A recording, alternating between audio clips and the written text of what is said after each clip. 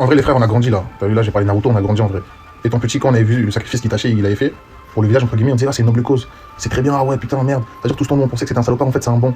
Un bon de quoi les frères, avec tout respect. Tu vois, c'est comme si toi, demain, on te dit, soit tu sauves ton quartier, soit tu sauves ta famille. Le problème de ce genre de raisonnement, c'est que vous ne pensez jamais aux conséquences, vous ne nuancez pas et vous ignorez tout contexte. Déjà, il faut comprendre une chose, le coup d'état était condamné d'avance. Les hautes autorités de Konoha étaient déjà au courant et Hiruzen avait déjà tenté une approche diplomatique qui s'était soldée par un échec. Bref, les perspectives d'une fin sans effusion de sang étaient quasiment nulles. Et si Itachi avait rejoint son clan pour le coup d'état, bah en réalité ça n'aurait rien changé, il aurait juste été éliminé avec eux. Et la réputation du clan allait salement en prendre en coup. Rappelez-vous qu'ils viennent juste d'être accusés d'avoir orchestré l'attaque de Kyuubi sur le village. En massacrant lui-même son clan, Itachi a entre guillemets lavé leur nom. Et imaginons qu'il y ait eu des survivants et que le village ne s'était débarrassé que de ceux qui avaient organisé le coup d'état. Ça aurait été encore 1000 fois pire, car tous les survivants auraient grandi avec l'étiquette de traître au village et auraient vécu exactement la même vie que Naruto, voire bien pire, car toute la haine aurait été dirigée vers eux. Vous avez regardé Naruto, je pense que vous savez ce que ça a donné seulement avec Sasuke. En parlant des enfants, il n'y en aurait même pas eu. Comme on l'apprend au chapitre 400, Danzo n'avait autorisé qu'une seule vie à Itachi, celle de son petit frère. Sinon, tous les enfants devaient être éliminés. Maintenant, je ne suis pas en train de dire qu'Itachi a fait une bonne action, mais il faut savoir nuancer. Itachi ne l'a pas fait que pour son village. Il a non seulement sauvé son petit frère et la réputation de son clan. Les deux actions sont catastrophiques. Maintenant, soyons réalistes en pensant aux conséquences. Il y a bel et bien un choix qui était objectivement mieux que l'autre. Dites-moi ce que vous en pensez et n'oubliez pas de vous abonner.